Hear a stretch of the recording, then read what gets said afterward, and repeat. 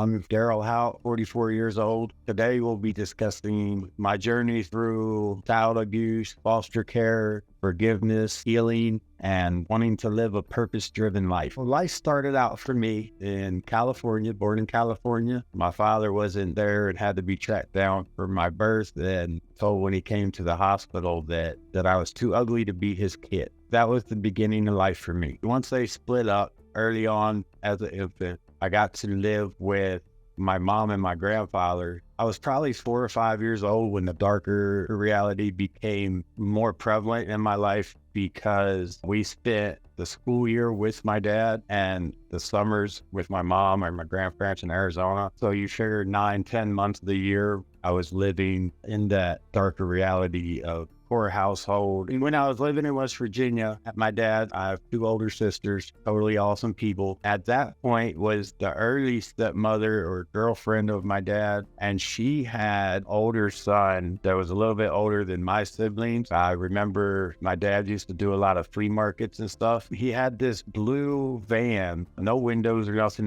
in the cargo area, nothing like that. And he built these bunk beds because it was me, my 2 siblings, and the older kid from who he was dating or married or whatever it was. I literally had maybe 12 inches of room that I was the littlest, I was the youngest, so I had to crawl into like this hole. There's like this cave, and that's how he was able to transport all 4 of us, plus all the flea market stuff. So I would slide into this little dark hole, and all the stuff would be packed around beds and stuff. My sisters and I and the older kid were just kind of stuck. We were in that van in our holes until we got to wherever we were going, and if it was a day away, if it, where we were, I had to basically wiggle in and out. That was the beginning. Him and the lady broke up. That's when it truly started to escalate. He met a new woman who became my stepmother, and they were 2 peas in a pod, and not in a good way. They definitely probably were created for each other. My stepmother was a very vicious woman with a Napoleon complex. I learned very early on to not be seen or heard. The best method of escape for what went on was just not be around. I was born left-handed. My stepmother considered me to be evil or different, so I was made for 3-4 hours every day after school to come home and write with my right hand until I became a right-handed person. There was a lot of physical abuse by my dad. There was a ton of between my dad and my stepmother, considering us kids. Then there was a lot of physical abuse from my stepmother to my sisters. The sexual abuse with my dad carried over too. I don't like to tell a lot about that because it's not my story, but my sisters definitely grew up in hell also.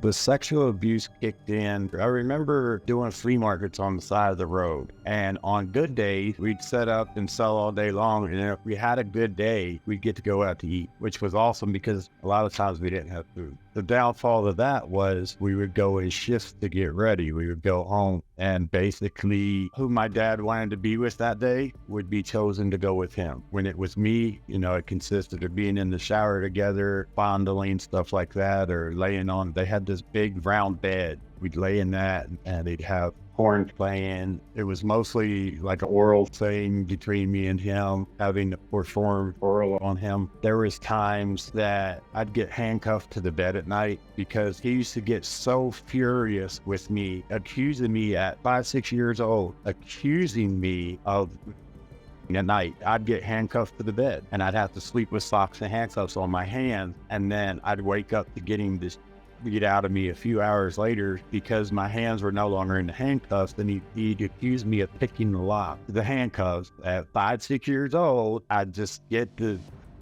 beat out of me until it ended. I used to have this walk-in closet. It's slanted down, and like the doorway's over here, so I could go in, and I'd go all the way to the back hole, and that was kind of like my hiding place, to be not seen, not heard, but it didn't always work. And then there was a couple of the nights where I was handcuffed to the bed. I woke up and I was free, and him beating me, and he'd actually march me or throw me down the steps to the living room, and I'd have to stand in front of the coffee table, and I'd have to pull privates, my genitals. I don't whatever you want to call it, and I have to put them on the coffee table, and he'd tower above me with a knife, like a chef knife, kitchen knife, whatever. 6'2" dude standing above me, screaming at me with a knife and threatening to cut everything off. That happened on a couple occasions. He was extreme out.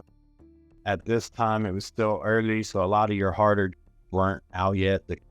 This, that, and the other, like it was just emerging onto the market. But he was involved in selling and using, and a lot of the nights was taken out on the kids, getting the hell beat out of us for hours. It didn't take much to trigger him, and often it didn't take anything to trigger him. It just depended on what kind of mood he was in. With my stepmother, if she was around, she would join in on, but the physical was pretty much between her and my sisters. But there was times that in the morning, she would walk me to school, and I was in kindergarten, first grade. We'd get like halfway there, and then she would turn me around, and we'd come back home, and she'd have me strip in the kitchen and sit on the kitchen chair and have me pose, or she'd sit there and take pictures with one of them old Polaroid cameras. After pictures were taken, you would either fondle or do things to me, or I'd get beaten for being dirty. The abuse started in so early into my life to where I didn't necessarily know it wasn't right. I think it wasn't comfortable. I also didn't necessarily know it was wrong. For the most part, every day was the same. It was, every day was bad. But then you have these good days. If you were sick, it was like a day off. You lay in bed, they feed you soup, and you'd watch cartoons all day and stuff like this. If I was smarter back then, I would have been sick a lot more. I was just this little kid, and this is what I knew. I remember having memories of being out back and catching fireflies with my sisters, and I remember Christmas was good even if we didn't have anything, but it wasn't a bad day. There's a few memories that stand out, that like little glimmers of what childhood should have been like, but I didn't know the bad stuff wasn't normal. We used to go to his mom's house a lot on the weekend. There's a little bit of land and flowers, and sisters and I would be out on the porch and doing like somersaults off the porch or whatever. And I just found out recently, I remember there was a staircase, and it was always dark at the top of the staircase, and none of us were allowed up there. Strictly prohibited. I always felt like, I don't know, scared, and it was dark and creepy, and found out recently, matter of fact, that he had a sister that actually killed herself upstairs. I imagine what was being done to me was passed on. And I've had later conversations where he's told me that there was some bad stuff that happened, and no details or anything, but he was like, back then you just didn't talk about it. That was very much the case, because even growing up, you didn't really talk about it. Recent, the last decade or two, when people really started putting a voice to everything going on. I didn't have a grandfather on that side, his mom. There'd be days we were over there, and me or my oldest sibling would get in trouble, and we'd have to stand in the corner with books, like encyclopedias, the old encyclopedias, the big old, like that's one letter, you know what I mean? Like, and we'd have to hold them with our arms straight out, holding the books forever. And, if you start dropping them, you either get more books added or you get kicked out of you. So, and that happened in front of his mom. So I can only imagine what normal was growing up in his house. And ultimately, that's where I found forgiveness for him, is just because, thinking about what he went through and being able to empathize with his childhood, because I imagined that as brutal as mine was, it wasn't anything compared to what he went through. So I mentioned earlier about spending summers with my grandfather and mother, and winters with my dad, and what we labeled the evil stepmother.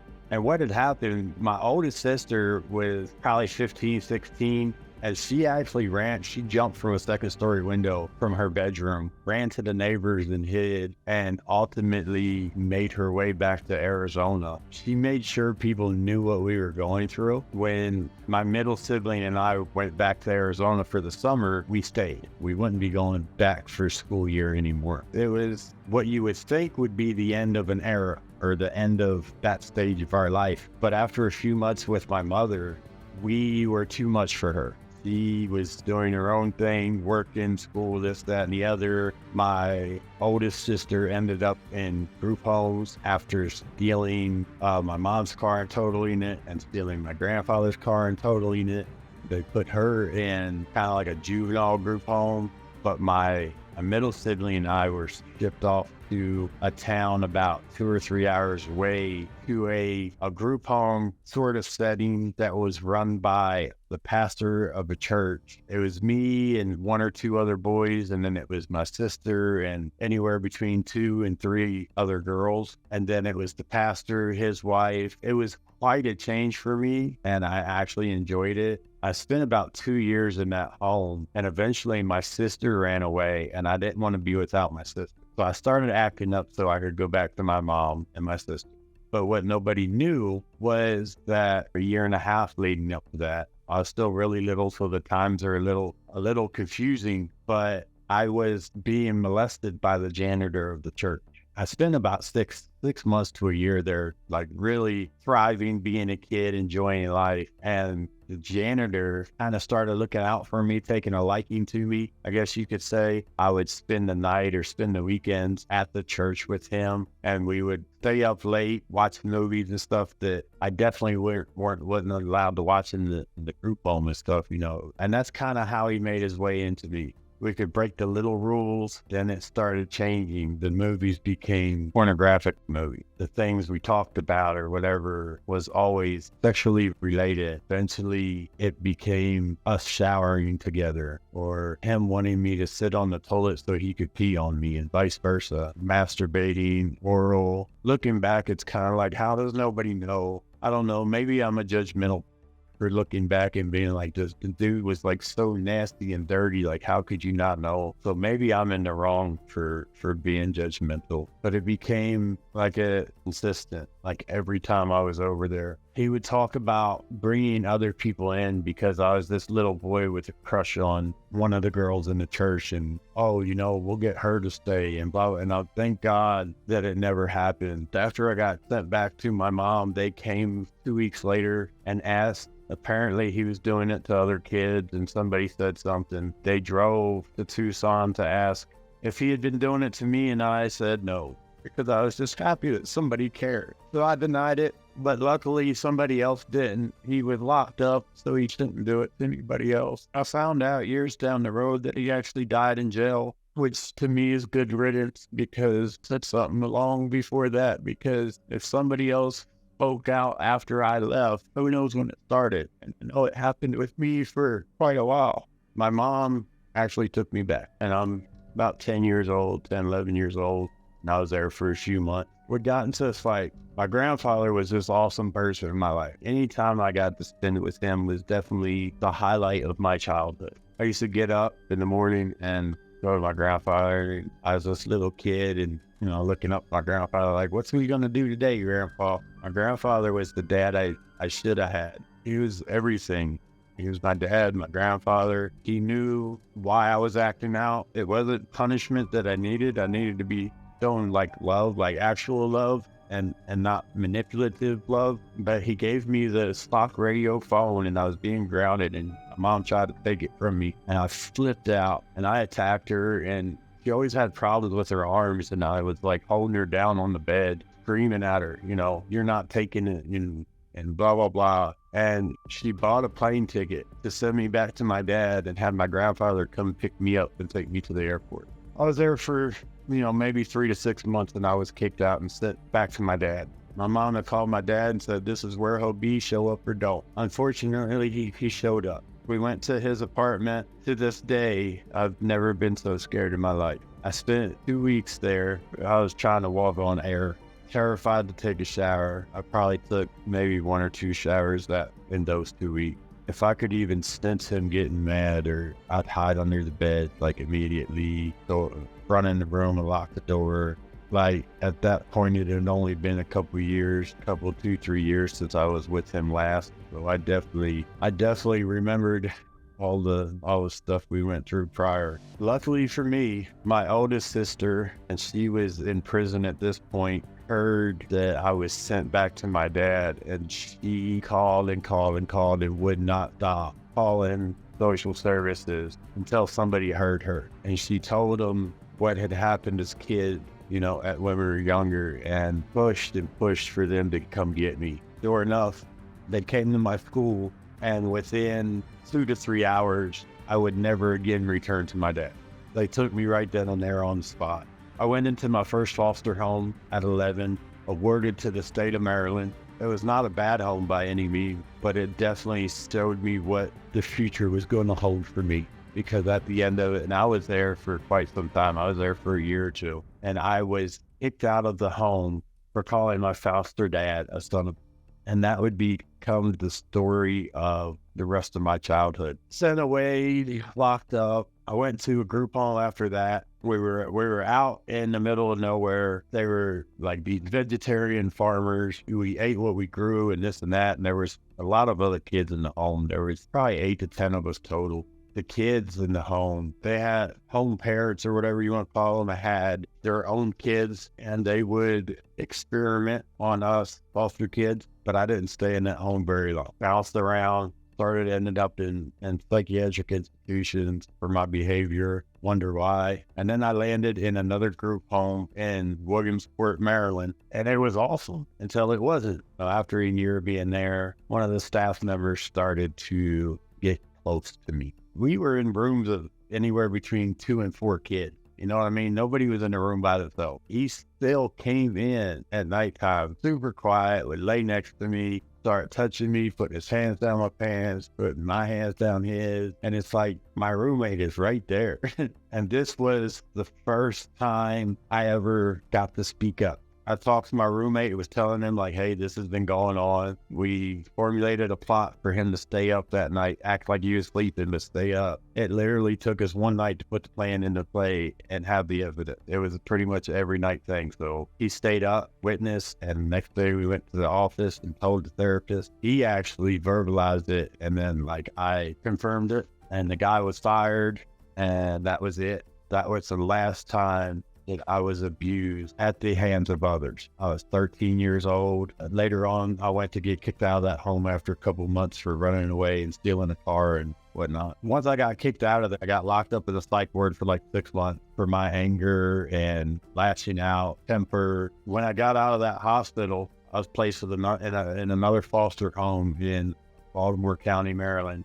Back in public schools, 9th grade, introduced to my gateway. First I've ever really done. I was sitting in school and I bought something from one of the kids, and I just about flipped out the rest of the day. It's a bit of a terrifying experience, but what I found is I wasn't present anymore. You know what I mean? I wasn't present in my life. I was somewhere else. And ultimately, I think it's probably why I kept going back, because the first time was super paranoid, super freaking out. And then I found myself on for most of the rest of my high school years. If I wasn't playing football or at work, I was probably on it. To me, it was peace. The chaos was gone, and I could walk down the street and everything was peaceful and the trees were swaying in the wind. At 13, 14 was my gateway. I wasn't a drinker. I wasn't a partier. I was antisocial. I really didn't have social skills at this point, and I almost really don't now. But I would isolate and use constantly for the rest of my high school years and into my early 20s. At 18, 19 years old, I blew my hand up doing something stupid. I went to the hospital and I was introduced to pain pills. So I graduated from at 21, 22 years old. And I was doing so much that my nose was bleeding. I couldn't get anything to go up it. It's just cramming it up there, and I couldn't stop.